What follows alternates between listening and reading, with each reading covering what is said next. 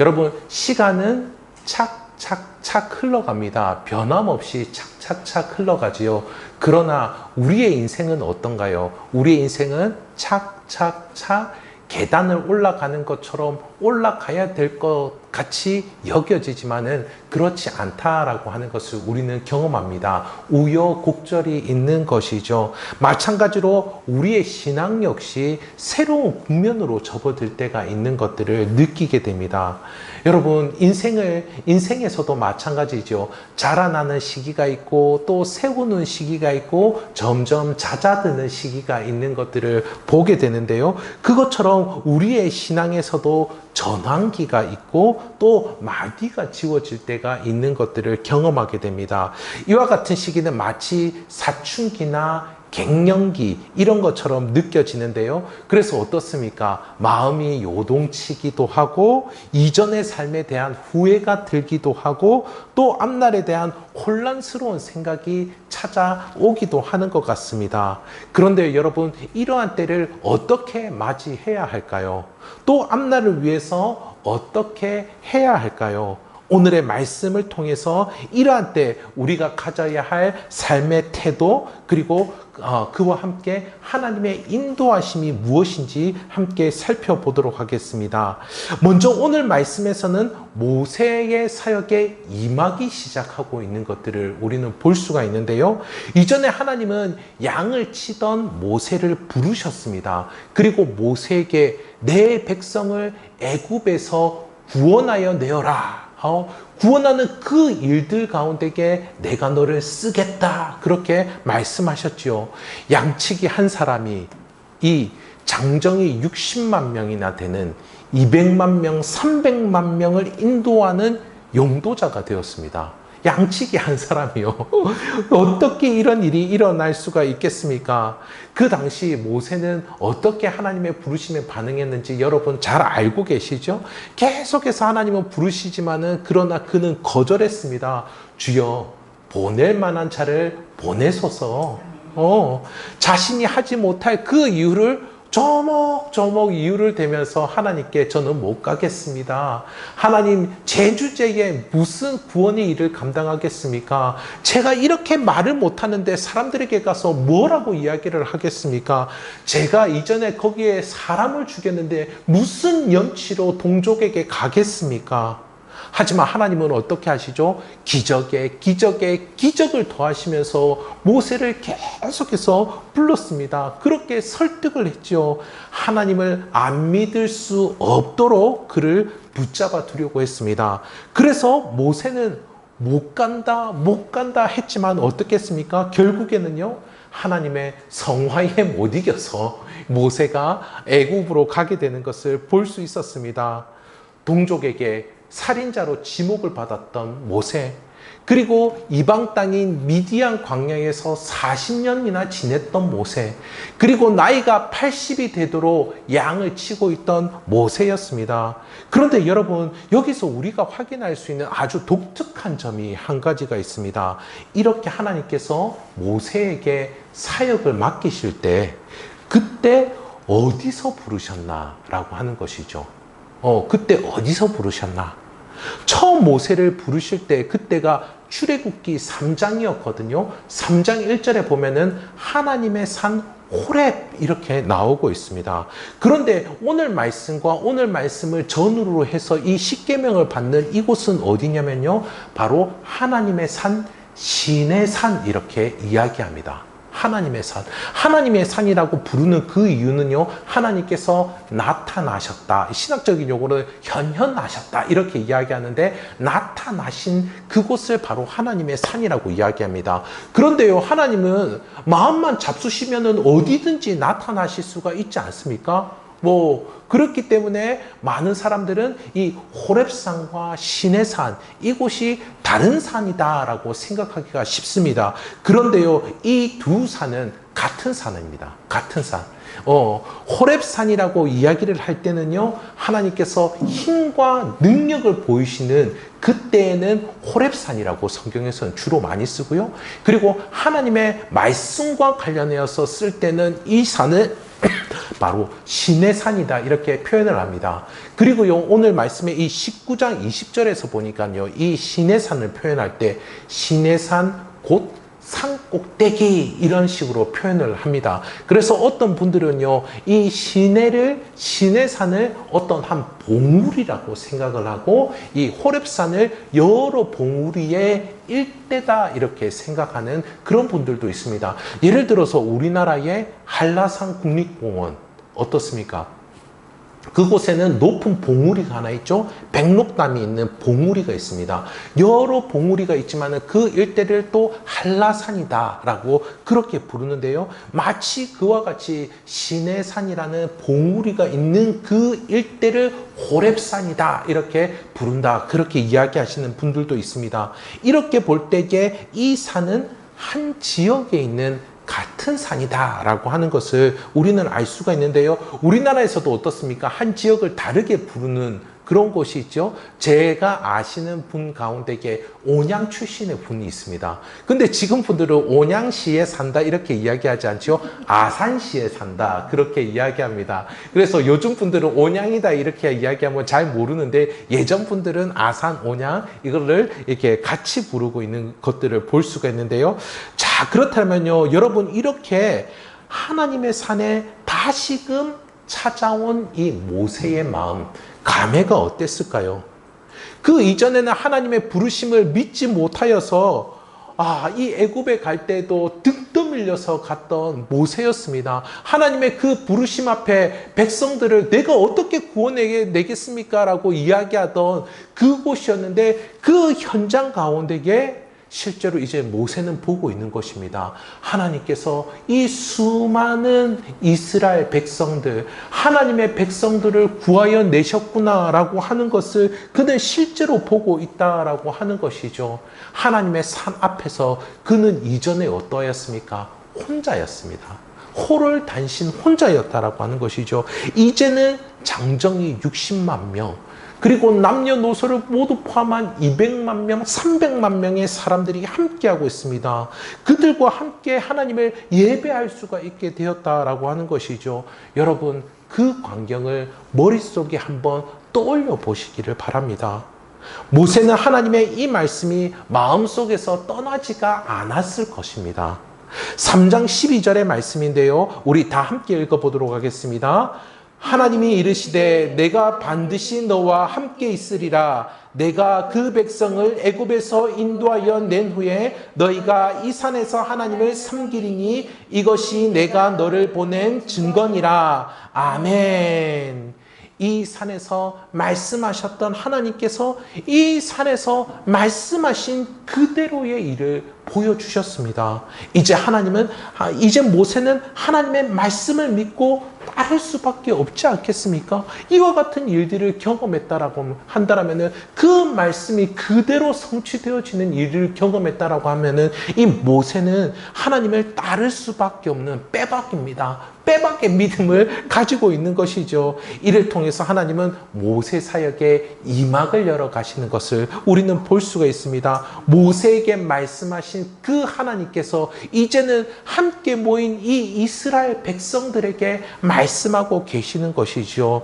백성들을 구원하신 그 하나님께서 이제는 이 백성들을 통하여서 열방을 구원하시겠다. 그렇게 이루고 계십니다. 하나님은요, 이 백성들에게 지난 1년여의 시간을 돌아보라고 하십니다. 모세는 그 1년여의 시간을 돌아보는 것이 너무나 자연스러웠을 겁니다. 1년 전에 있었던 그 하나님의 산에서 1년 후에 돌아봤더니 하나님의 뜻이 온전히 이루어지는 그 감회 가운데 그는 주마등처럼 자연스럽게 자신의 그 과거들을 돌아보게 되었을 것입니다. 그런데요, 이 이스라엘 백성은 지난 시간을 되짚어 보는 것이 필요했습니다. 왜냐하면 그들은 모세를 그냥 따라왔기 때문이었죠. 그 길에서도 불평과 불만으로 한순간을 지나쳐왔던 이들이었습니다. 목마르다, 배고프다, 돌아가겠다, 그 원성을 계속 계속해서 높이며 그냥 모세를 쫄래쫄래 따라왔던 그런 모습이었습니다.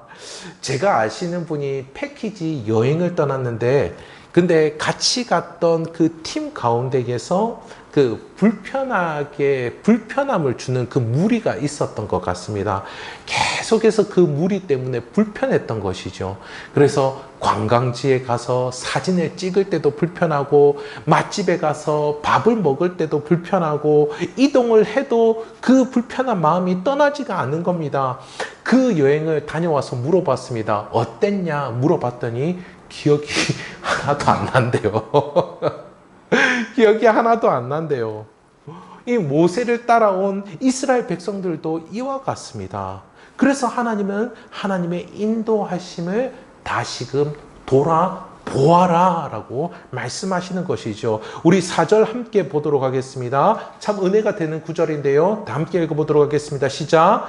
내가 애굽 사람에게 어떻게 행하였음과 내가 어떻게 독수리 날개로 너희를 업어 내게로 인도하였음을 너희가 보았느니라. 아멘. 하나님께서 대적 애굽을 물리치시고 거기서 구원해 주셨음을 다시금 확인해 보아라 하십니다. 지난 날을 돌아보며 하나님의 은혜가 얼마나 신실하신지 그 이야기를 해주시면서 여기 아주 멋진 표현이 있죠. 독수리 날개로 업어. 독수리 날개로 너희를 업어서 인도하였다. 그렇게 말씀하고 있습니다. 여러분, 독수리는 어떠한 새입니까? 아주 빠르게 날아가는 새이고 아주 강한 새입니다. 그리고요, 새가 날아갈 때 어떻게 합니까? 파닥파닥하지 않습니까? 그런데 독수리는 경망스럽지 않죠. 그냥 날개를 쫙 뻗습니다. 그러면요, 하늘을 쫙 차고 올라갑니다. 날개를 힘있게 쫙 뻗으면요, 거기서 활강을 한다라는 거예요. 그런데 그 독수리의 날개에 업힌다라고 한번 생각해 보십시오. 업힌다라고 한번 생각해 보십시오. 하나님은 이 모세와 이스라엘의 백성들이 생각하는 것보다 더욱더 재빠르게 그들의 삶 가운데에 역사하시고 은혜를 베푸신 하나님이십니다. 하나님은 그들이 생각하는 것보다 더욱더 강력한 힘과 능력으로 함께 하신 하나님이십니다. 뿐만 아니라 하나님, 그들이 걷는 것 같았고 그들이 나오는 것 같았지만 어떻습니까? 하나님이 그들을 업어서 창공을 나르도록 그렇게 이끌어 주셨다라고 하는 것이죠. 홍해 바다가 갈라지고 밤낮을, 그리고 불기둥과 구름기둥으로 보호하여 주시고 밤낮으로 만나와 메추라기를, 그 역사를 일으켜 주신 것, 이렇게 때를 따라 도우시는 그 은혜 위에, 강력한 능력 위에, 그 위에 평안히 인도함을 받았음을 우리는 볼 수가 있습니다. 홍해가 가로막고 있을 때도 마찬가지였는데요. 14장 13절 우리 함께 읽어보도록 하겠습니다. 14장 13절 말씀입니다. 모세가 백성에게 이르되 너희는 두려워하지 말고 가만히 서서 여호와께서 오늘 너희를 위하여 행하시는 구원을 보라. 아멘. 하나님의 행하심을 보라, 그 구원을 보라 말씀하고 있습니다. 이렇게 하나님의 구원하심을, 하나님의 역사하심을 보는 사람들이 있습니다. 과거에 걸어왔던 행적을 믿음으로 보는 것이죠. 그 일에 대한 세상의 평가, 자기의 인간적인 마음들, 이런 것들은 뒤로하고 하나님의 관점으로 보는 것입니다. 하나님께서 그 모든 것을 주관하여 주셨다라는 그 전제, 바탕을 깔고서 모든 순간을 바라보고 있는 것이죠. 아, 하나님께서 돌보셨고 하나님께서 인도하셨고 하나님께서 역사하셨음을 보는 것입니다. 내가 지쳐 있을 때 돌보시고, 내가 어찌할 바를 알지 못할 때 인도하시고, 내가 지쳐하였을 때 그때 힘이 되어주시는 하나님, 그와 같은 모습으로 이 여정을 돌아보는 것이죠. 최근에 뉴스에 미국의 한 손녀가 자신의 할머니, 할아버지라며 우리나라의 한 방송국에 사진을 여러 장 보냈다라고 합니다. 그런데요, 그 사진에는 6.25 전쟁, 우리나라에 전쟁이 있었던 그 당시의 사진이었는데요. 여러분, 보통 전쟁하면은 어떤 사진을 많이 보게 됩니까? 치열한 전투가 일어나고 그곳 가운데에 참혹하고 비참한 현장들을 담을 수 있는 그런 사진들을 많이 보게 되는데요. 그런데 이 손녀가 보낸 사진은 무엇이었냐면은 그곳에 젊은 남녀가 함께 사랑을 하고 미소 짓고 있는 모습을 볼 수가 있었습니다. 미군으로 이 한국에 파병이 된 한 남자, 그리고 간호사로 일하는 우리나라의 한 여인이 나왔는데요. 전쟁 중에 이들은 결혼을 하고 아기를 낳으며 가정을 꾸리는 모습을 보여주었습니다. 그러면서 이 손녀가 하는 이야기가 무엇이냐면요. 전쟁 중에도 행복한 할머니, 이 할아버지를 통하여서 자신들이 이제까지 있게 되었다라는 그런 고백이었는데요. 여러분, 이렇게 무자비한 환경 속에서도 더할 수 없이 행복하고 기뻐할 수 있음을 그 사진들이 보여주었습니다.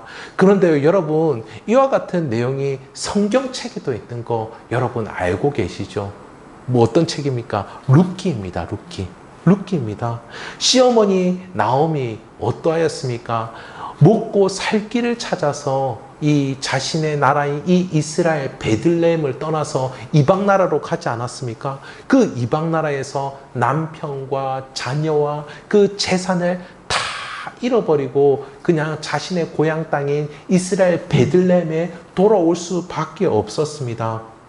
그때는 이스라엘이 하나님을 떠나서 하나님의 징계를 받고 있었던 그런 영적으로 어려운 시기였습니다. 반복해서 하나님께 범죄를 하여서 계속 매를 맞고 있는 시기나 마찬가지였죠. 입에 담을 수 없는 끔찍한 사건들이 시시때때로 일어나게 된 것이 이때의 모습이었습니다. 여러분, 그것들을 사사기를 통해서 확인해 볼 수가 있는데요. 입에 담을 수도 없는 정말 끔찍한 일들이 많았습니다.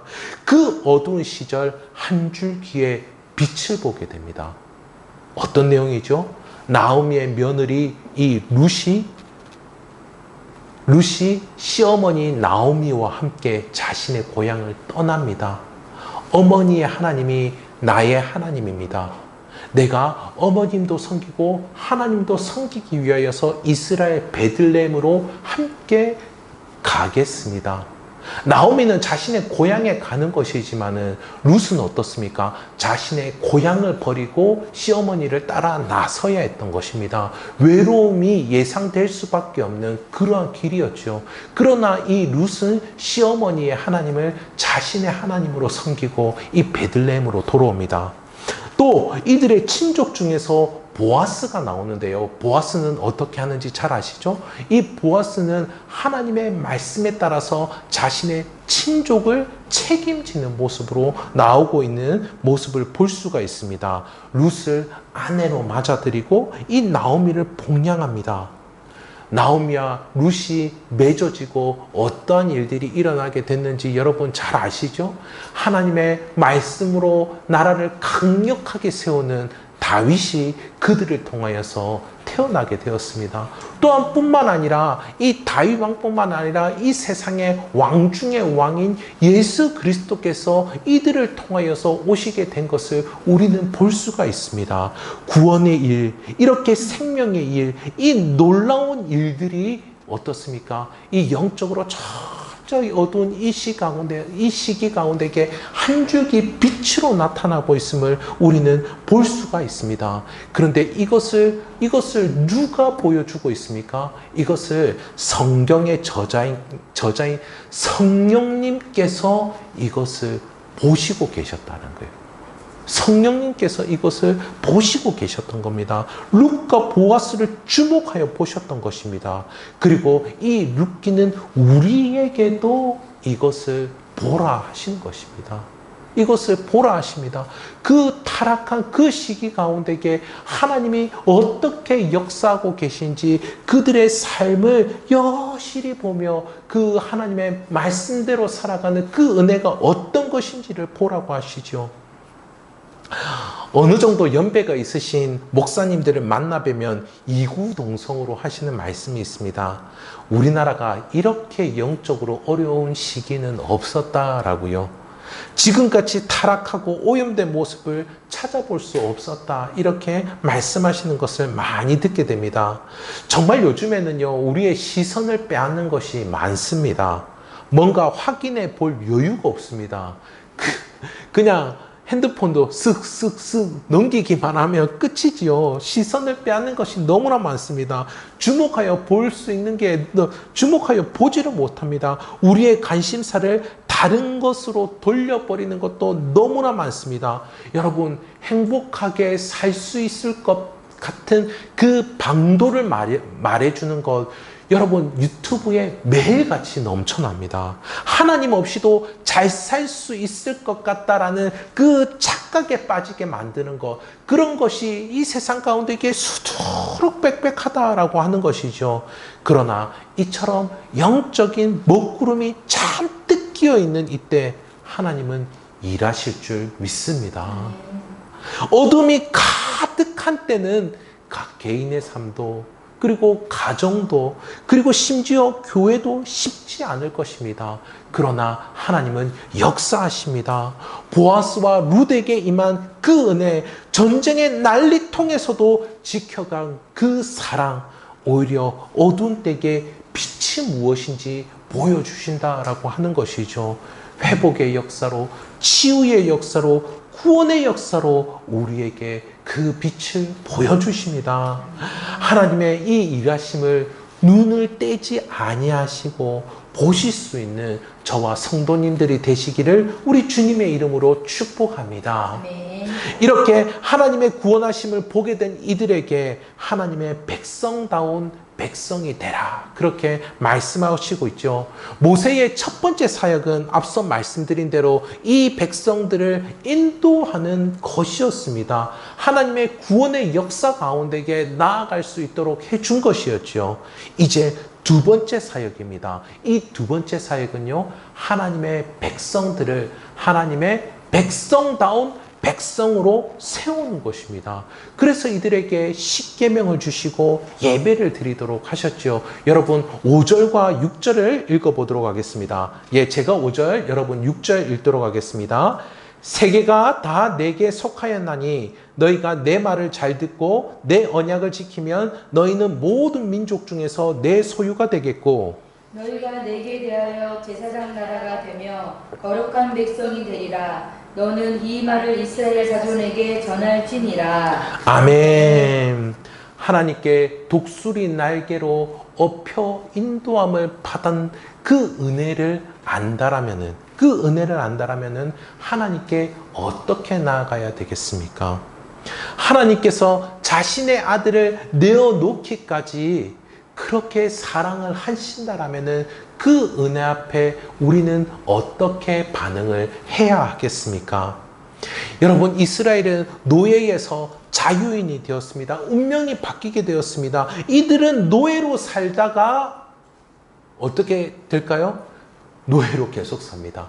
노예로 살다가 그저 죽는 것밖에는 없는 이들이었습니다. 별다른 길이 없는 이들이었습니다. 이런 이들이 자유롭게 되었다라고 한다면은, 그 자유를 얻게 되었다라면은 어떻게 살아야 할까요?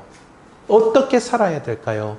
하나님께서 이렇게 말씀하시죠. 너희는 내 소유가 되겠고 제사장 나라가 되며 거룩한 백성이 되리라.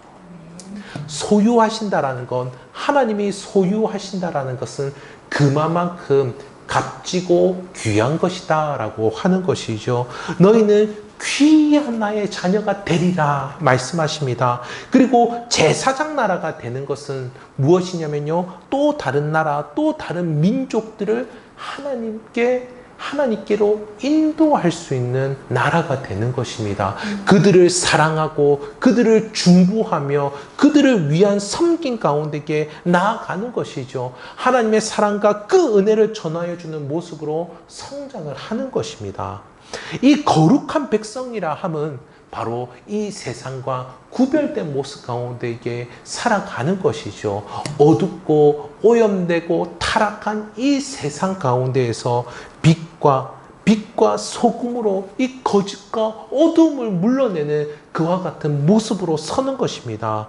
이렇게 하나님을 아는 맛을 내는 백성이 되는 것이죠. 이것이 하나님의 은혜를 아는, 은혜를 경험하여 아는 이들의 모습입니다. 그 은혜의 맛을 알기에 하나님의 백성다운 백성으로 살고자 하는 것이지요. 서신서식으로 표현을 하자면요, 바로 그리스도의 향기가 되고 그리스도의 편지가 되는 것입니다. 그들의 삶을 통하여서 이 사랑, 거룩, 이것의 맛이 느껴지는 것이죠. 이런 사람은 결코 그런 척 하지 않습니다. 누군가에 대해서 겸손히 인사합니다. 그러면서도 은혜가 아니고서는 살 수 없다고 고백하는 이들입니다. 하나님 앞에 겸손히 두 손을 모읍니다. 누군가에게 자신의 것을 나눠줍니다. 그러면서도 하나님의 도우심이 없이는 살 수 없다라고 고백하는 이들인 것이죠. 하나님 앞에 이렇게 무릎을 꿇는 이들입니다. 이들에게서 하나님, 그 하나님이 어떤 분이신지에 대한 향기와 맛이 느껴지는 것입니다. 하나님의 백성다운 백성, 하나님의 자녀다운 자녀이지요. 그런데 여기서 많은 분들이 오해하는 이 구절이 있습니다. 5절에 보면 이렇게 나옵니다. 너희가 내 말을 듣고 내 언약을 지키면, 이렇게 나오고 있죠. 조건입니다. 그래서 많은 분들이 이 말씀을 읽을 때 이렇게 실수로 읽으시는 부분이 있습니다. 무엇이냐면요, 실수로 해석하는 부분이 있습니다. 이 조건을 잘 지키면은 하나님의 백성이 되리라, 이렇게 읽으면 잘못 읽는 것이라는 거예요. 이렇게 읽으면 잘못 읽는 거예요. 이들이 하나님의 백성도 아닌데 특별히 이들을 위해서 홍해 바다를 건너게 하실 이유가 있었을까요? 한 번쯤은 그렇다 치더라도 매일같이 불기둥과 구름기둥으로 인도해 주실 그 이유가 있었을까요? 가는 곳마다 밤낮으로 만나와 메추라기를 주실 그 이유가 있었을까요? 하나님의 백성도 아닌데 이 백성들을 별과 같이 바다의 모래와 같이 많게 하시고, 그리고 땅을 차지하게 하시며 열방에게 복을 주는 그와 같은 모습이 되리라 말씀해 주실 그 이유가 있었을까요? 이들이 노예에다가 불평불만을 가지고서 살아가고 있는데 굳이 조건을 붙여가면서까지 이렇게 잘하면 백성으로 여겨줄게, 이렇게 말씀하실 그 이유가 있었을까요? 이들을 향한 하나님의 그 특별한 선택은 이미 하나님께서 작정하신 겁니다. 이미 작정하신 거예요. 그래서 구원하시고, 작정하셨기 때문에 구원하시고, 작정하셨기 때문에 백성답게 세우려고 하시는 것입니다. 다만 여기서 이렇게 임하게 사역을 여시는 이유가 있습니다. 그것은요, 이 백성을 향한 하나님의 기대를 알려주는 것입니다. 조건이 아니에요. 이런 조건을 지키면 이렇게 되게 해줄게 라고 이야기하는 것이 아니고요, 하나님께서 이 백성을 향하여서 너희가 그 구원의 은혜를 입었으니 그 은혜 가운데에서 너희는 내 소유가 되리라, 제사장 나라가 되리라, 거룩한 백성이 되리라 라고 하는 그 하나님의 소원, 그 하나님의 기대를 가지고서 이들에게 말씀하고 계시는 것입니다. 하나님께서 이들을 자신의 자녀와 자신의 백성으로 거룩하게 세우려고 하시는 것이죠. 하나님의 백성이기에 하나님은 소망을 품고 이들에게 말씀하시는 것입니다. 그래서 20장에서 십계명을 말씀하시는데요, 여러분 이 십계명을 요약하면 잘 아시죠? 하나님을 사랑하고 이웃을 내 몸과 같이 사랑하라 하는 것이 이 십계명의 요약입니다. 이렇게 이웃을 하나님께로 인도하는 제사장 나라가 되기를 하나님께서 소원하시는 것입니다. 이렇게 하나님을 사랑하는 거룩한 모습으로 살기를 원하시는 것입니다. 여러분, 은혜 위에 은혜이죠. 하나님의 백성으로 불러주신 것도 은혜인데, 그것도 은혜인데, 이렇게 하나님의 사랑하신 것 같이 누군가를 사랑하며 살도록, 정말 하나님의 거룩하신 것 같이 이 백성들도 진리 가운데에 진실함으로 살도록 하나님께서는 자라나게 하신다라고 하는 것이죠. 이렇게 명예로운 모습으로 하나님은 그들을 세우려고 하신다라고 하는 것입니다. 은혜 위에 명예의 삶을 살게 하시는 것입니다. 어둠 속에 빛으로 드러난 보아스와 룻의 모습, 그것과 같이 제사장 나라요 거룩한 백성으로 하나님께서 세우려고 하시는 것이죠.